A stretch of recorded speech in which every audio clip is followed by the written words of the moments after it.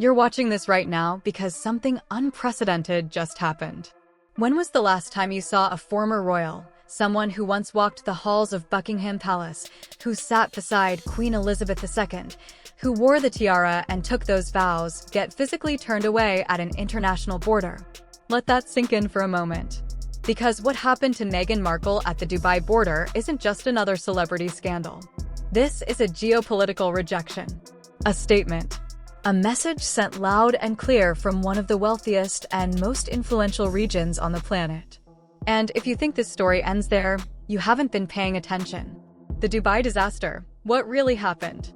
Let's start with Dubai, the city of gold, the land of luxury. A place where billionaires park their money, celebrities flaunt their lifestyles, and influencers go to manufacture the perfect Instagram aesthetic. This was supposed to be Meghan Markle's sanctuary, her escape hatch.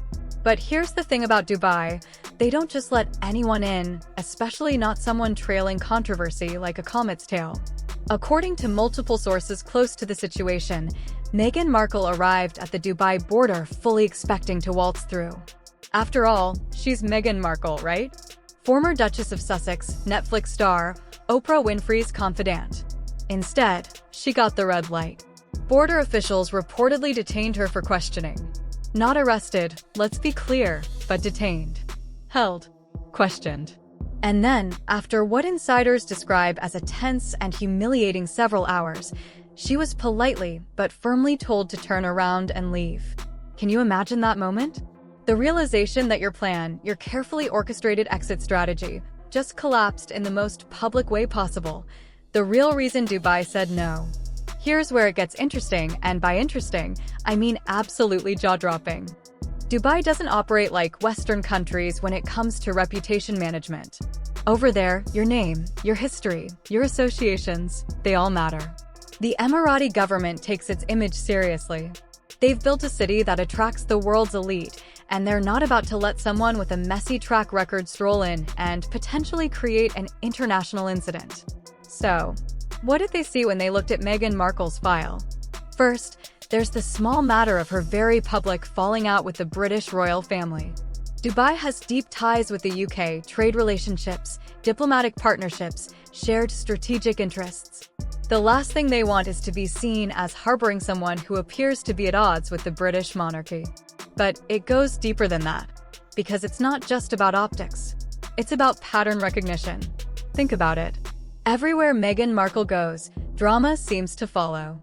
Staff members have accused her of bullying. Business partners have reportedly distanced themselves. Projects have collapsed. Lawsuits have piled up. And through it all, she has consistently positioned herself as the victim.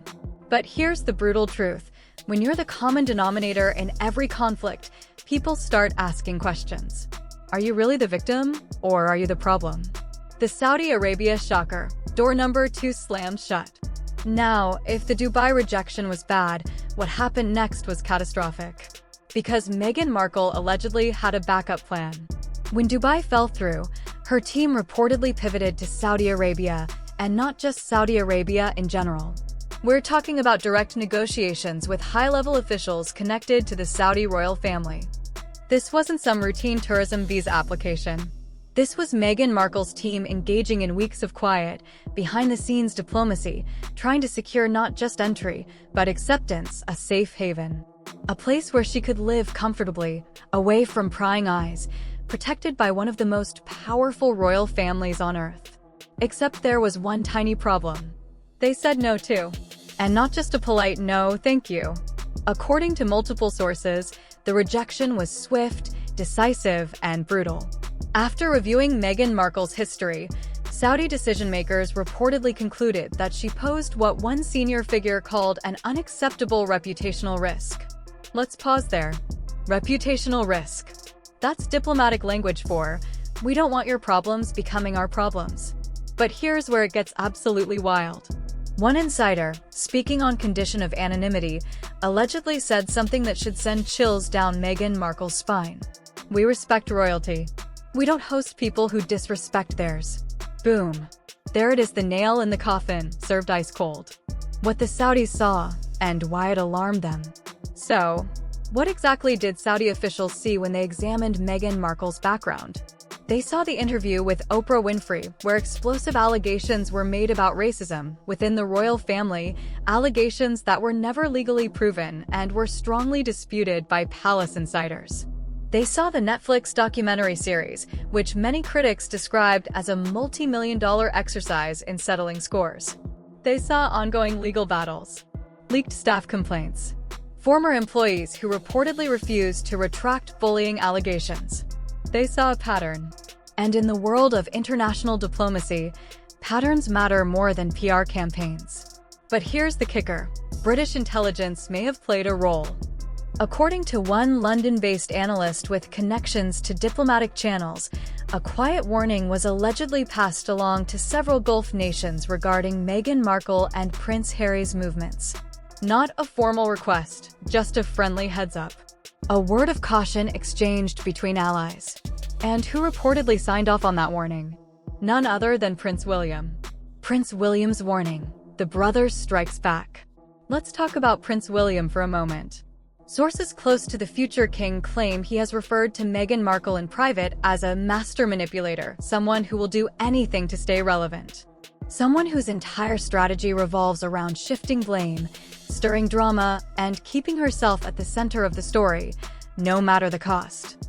And some argue, looking at the public record, it's difficult to ignore that perception. Think about Meghan Markle's trajectory since leaving the royal family. Nearly every move has generated headlines. The tell-all interview with Oprah Winfrey, high-profile celebrity friendships, a podcast that barely lasted a season, a lifestyle brand that never fully materialized, ongoing courtroom battles. It's been constant, relentless noise. And Prince William, who will one day be king, has reportedly had enough. So when diplomatic channels opened up, when Saudi officials allegedly began making inquiries about Meghan Markle, Prince William's team is said to have ensured that the full picture was shared. Not rumors, not gossip, just documented events. A comprehensive dossier outlining everything associated with Meghan Markle since 2016. The Saudis, according to sources, reviewed it and declined. No, thank you. Can you blame them? Meghan Markle's reaction: Plan B collapses. So how did Meghan Markle react when Saudi Arabia reportedly rejected her? According to insiders, she was livid. Not merely disappointed, furious. Because, in her view, this was supposed to work. Saudi Arabia, with its wealth, privacy, and power to shield high-profile individuals from intense media scrutiny, was meant to be the safety net. Instead, she was met with silence. Requests denied. Negotiations reportedly shut down without ceremony or explanation. Now, sources claim she's scrambling. Media outreach has allegedly intensified. Publicists are said to be working overtime, contacting outlets across Hollywood and the UK to publish favorable interpretations of the story. Attempts are reportedly being made to downplay the rejections, reframing them as logistical delays or unfounded rumors. But according to critics, the media industry can sense vulnerability. And right now, they argue, Meghan Markle's credibility is under strain. Outlets that once championed her as a feminist icon appear more cautious. The tone has shifted. The tide may be turning, and she likely knows it. The California crisis. The Montecito meltdown. Now let's shift focus back to California. While international drama allegedly unfolds, Meghan Markle and Prince Harry's situation at home has also been the subject of speculation. Remember the sprawling Montecito mansion, the one meant to symbolize independence and a fresh start? According to multiple reports, there have been significant financial pressures. The details remain unclear. Some sources suggest rising upkeep costs. Others point to mortgage-related challenges. Regardless of the specifics, the narrative circulating in media circles is that budgets have tightened and pressures have increased. Two individuals who once had direct access to royal wealth are now reportedly navigating a very different financial landscape. Downsizing, cost-cutting, reassessing. The safety net they once relied upon may not be as secure as it seemed. Prince Harry's retreat, the prince who lost his way? And what about Prince Harry? Here's where the story takes on a more somber tone. According to multiple insiders, Prince Harry has been pulling back, distancing himself somewhat from the constant turbulence. There are claims that he has attempted, quietly and repeatedly, to rebuild bridges with the palace. So far, those efforts have reportedly gone nowhere. If true, it paints a picture of a man caught between two worlds, no longer fully royal, yet never entirely separate from it. A prince without a clear kingdom. And as diplomatic doors close abroad and pressures mount at home, the question becomes unavoidable. What happens next? Friends say Prince Harry is frustrated, tired, and quietly admitting that he misses the stability, the structure, the purpose, and the sense of duty that came with being a working royal. But according to those same sources, there's no going back. The bridges, they say, have been burned. And with every new controversy, every reported rejection, the path back to royal life appears more distant. Some reports suggest Prince Harry is beginning to question his choices, that he traded his birthright, his family, and his country for what exactly? A podcast that struggled to gain traction? A Netflix deal that critics claim generated more awkward headlines than lasting impact. Meanwhile, Meghan Markle is portrayed as unwilling to look back. Her public identity, observers argue, is deeply tied to a narrative of resilience and grievance. To admit failure now would be to validate years of criticism. So, the narrative continues forward, even as scrutiny intensifies. The reputation crisis, when a name becomes a warning. Here's something important to understand about parts of the Middle East. Reputation functions as currency. In places like Dubai and Saudi Arabia, your name carries weight. Your associations matter. Your history travels with you. And once you're viewed as a reputational risk, fairly or unfairly, that label can be difficult to shake. According to diplomatic sources cited in reports, Meghan Markle's name has allegedly been flagged in internal discussions across multiple Gulf states. Not criminally, not formally, but reputationally, the kind of quiet notation that signals, proceed with caution. The irony, critics point out, is striking. For years, Meghan Markle has framed herself as someone challenging powerful systems, calling out institutions, former colleagues, even family structures. She has positioned herself as a voice speaking truth to power. Yet the headlines often return to her. The controversies tend to orbit around her. The conflicts frequently involve her. She becomes, in the eyes of skeptics, the common denominator. And in regions that prioritize controlled messaging, unity, and diplomatic discretion, unpredictability can be perceived as liability. The bullying allegations, a scandal that won't disappear. Then there are the bullying allegations. Meghan Markle has consistently denied the claims. Her legal team has issued firm rebuttals. Her public relations representatives have challenged the credibility of the accusations. But the former staff members who made those allegations have not publicly retracted their accounts, neither those in the UK nor those in the United States. In fact, reports suggest some may be considering speaking publicly again. Why would they risk renewed backlash? Supporters of the accusers argue that they believe their experiences matter, that they want their version of events documented. The internal investigation conducted by Buckingham Palace was never publicly released. However, palace insiders have long claimed that multiple staff members from different departments, individuals with no known connection to one another, reported strikingly similar experiences regarding Meghan Markle's management style. Those claims, according to reports, did not remain confined to the UK. American staff members have also allegedly raised concerns about similar patterns of behavior. Different country, different workplace. But critics argue similar complaints. The PR playbook, when sympathy turns to suspicion. For several years, Meghan Markle's public relations strategy was widely viewed as effective. She positioned herself as a woman confronting institutional racism, a mental health advocate who said she was denied support, a mother protecting her children from media intrusion. And for a time, that narrative resonated strongly with global audiences. But public opinion is rarely static. As controversies accumulate and narratives grow more complex, sympathy can evolve into skepticism. Questions replace applause. Curiosity turns into scrutiny. And in the court of global perception, reputation can rise quickly, but it can also erode just as fast. The interview with Oprah Winfrey generated massive sympathy. The Netflix series had people talking. But here's the thing about sympathy, it has an expiration date. Eventually, people start asking questions. They begin connecting dots. They notice patterns. Is she truly a victim? Or has victimhood become a shield against accountability? Is she being persecuted? Or is she facing legitimate criticism for legitimate reasons? These are questions being raised not only by tabloid readers, but by journalists, commentators, and even some former allies who once supported Meghan Markle's narrative. At first, the empowerment storyline resonated. But over time, empowerment began clashing with credibility gaps. Instead of expanding, critics argue, the brand appears to be contracting.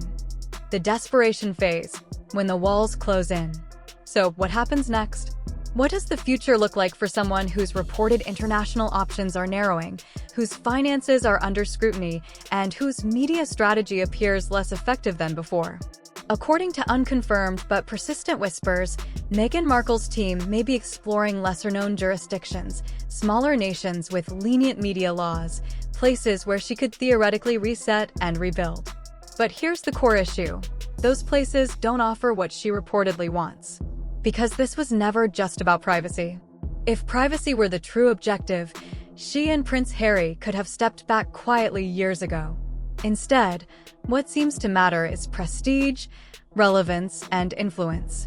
Invitations, applause, visibility.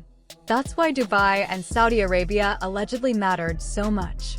They weren't simply safe havens, they were status symbols. Proof of continued importance on the global stage. And that's why the reported rejections sting. They're not just logistical setbacks. They're symbolic defeats. Calling in old favors when goodwill runs out. According to multiple sources, Meghan Markle has reportedly been reaching out to former friends and past collaborators, people she hasn't spoken to in years. She's said to be attempting to rebuild bridges, asking for support, seeking renewed alliances. But insiders claim many aren't responding. These are individuals who once worked closely with her, some who publicly supported her. And now, when she allegedly needs them most, they're keeping their distance. Why? Critics argue that no one wants to tie themselves to a narrative that could shift unexpectedly. No one wants to publicly align with someone who might become the center of the next controversy. If goodwill were a bank account, observers say, hers may be overdrawn. Every fractured relationship, every public dispute, every lawsuit, each incident has, in the eyes of skeptics, chipped away at the network she might now need most. Hollywood's verdict. The industry steps back. Let's talk about Hollywood. For Meghan Markle, returning to California was supposed to signal reinvention, a triumphant comeback. But how has that unfolded? The Netflix content received mixed to negative critical responses. The podcast deal ended prematurely. Major book announcements have not materialized at the scale once predicted. Fashion collaborations have reportedly stalled. Perhaps most telling, prominent A-list celebrities appear to be keeping their distance. Notice who isn't posting public endorsements, who isn't inviting her to high-profile events. In the entertainment industry, controversy can be profitable if it drives ratings and revenue. But if controversy generates noise without measurable return, it becomes liability. Casting directors grow cautious. Producers hesitate. Luxury brands quietly decline. And when even crisis management firms reportedly view a client as high risk, that signals deeper trouble. The trust crisis, will we be next? There's reportedly a question circulating in Hollywood boardrooms. If we work with Meghan Markle, will we be next? Next to face legal tension? Next to be publicly criticized? Next to see private communications surface in the press? Whether fair or not, critics claim a pattern has emerged. Relationships begin with promise and end in public friction. And that perception alone creates hesitation. Because trust isn't built through press releases. It's built through consistent, steady behavior over time. And in the eyes of skeptics, consistency hasn't been the defining trait of Meghan Markle's post-royal era. The bigger question now isn't about one rejection, one deal, or one controversy. It's about credibility. And once credibility erodes, rebuilding it can be the hardest task of all. The more she appears to push her way back into elite circles, critics argue, the more those circles close ranks. The Middle East message, respect has consequences. Let's return to the central issue. What allegedly happened in Dubai and Saudi Arabia isn't just about Meghan Markle, according to commentators. It's about something broader: respect, loyalty, tradition, and the values that sustain long-standing institutions. Observers claim that Middle Eastern royal families watched how Meghan Markle publicly criticized the British royal institution. They saw her leverage a royal title while simultaneously challenging the family that granted it. And, according to this narrative, they collectively decided they wanted no involvement in that dynamic. In many royal circles, whether in Europe, Asia, or the Middle East, there is said to be an unspoken code. You may step away. You may choose a different path. But you do not burn the house down on your way out. You don't use insider knowledge to wage a public relations battle. Supporters of traditional monarchy argue that this is viewed not as strength, but as betrayal. And they believe royal households around the world have taken note. So when refuge was reportedly sought, the door was closed not out of cruelty, critics say, but out of institutional self-preservation. The Prince William, Prince Harry tragedy. Two brothers, forever changed. There is, however, a deeply human dimension to this story: the fractured relationship between Prince William and Prince Harry. These were two brothers who endured profound trauma together, the loss of their mother, Princess Diana. They supported one another through scandals, scrutiny, and immense public pressure. Today, they appear to stand on opposite sides of a painful divide. Many commentators trace the deterioration of that bond to the period following Meghan Markle's entrance into Prince Harry's life. Prince William, according to reports, has privately described her as a master manipulator, not out of jealousy, supporters argue, but out of concern for what he perceives as his brother's transformation. From this perspective, Prince Harry shifted from a loyal working royal to someone willing to disclose family conflicts in interviews, documentaries, and books. Whether one agrees or disagrees, the result is undeniable. Two brothers who were once inseparable now appear estranged. And the tragedy, many believe, is that reconciliation seems increasingly unlikely. The global message: actions have consequences. Those who view the Dubai and Saudi developments as deliberate decisions argue they were not administrative oversights or paperwork mishaps. They were, in this interpretation, calculated judgments. Governments and royal courts allegedly examined Meghan Markle's public history, controversies, and disputes, and decided the potential diplomatic risk outweighed the benefit. The concern, critics suggest, would be becoming entangled in future public conflicts or reputational fallout. If true, such decisions send a message across diplomatic networks. Reputation, once questioned at that level, can travel quickly. The future, what happens next? So where does this leave Meghan Markle? Critics paint a bleak picture: shrinking international options, mounting financial pressure, fading Hollywood enthusiasm, and a narrowing circle of allies. They argue that the empowerment narrative no longer resonates as strongly, and that repeated controversies have diluted public goodwill. The most pessimistic forecast? A gradual fade from prominence, interrupted occasionally by renewed controversy, but commanding diminishing impact. From Duchess to documentary figure to, what? Some say a cautionary tale. A minor footnote in royal history. Could it have been different? Perhaps the most haunting question is whether this outcome was inevitable. When Meghan Markle joined the royal family, she was widely seen as intelligent, accomplished, and capable of modernizing a centuries-old institution. Many believed she represented progress and renewal. Had she chosen patience over confrontation, collaboration over conflict, critics argue the trajectory might have been entirely different. Instead, they claim, the path chosen prioritized public challenge over private reform. Now, as reported rejections mount and professional opportunities fluctuate, the lesson some draw is stark. You cannot build long-term credibility on perpetual conflict. You cannot demand loyalty while appearing to reject it. You cannot repair trust without accountability. The world continues to watch Meghan Markle. Some see a woman unfairly targeted by entrenched power structures.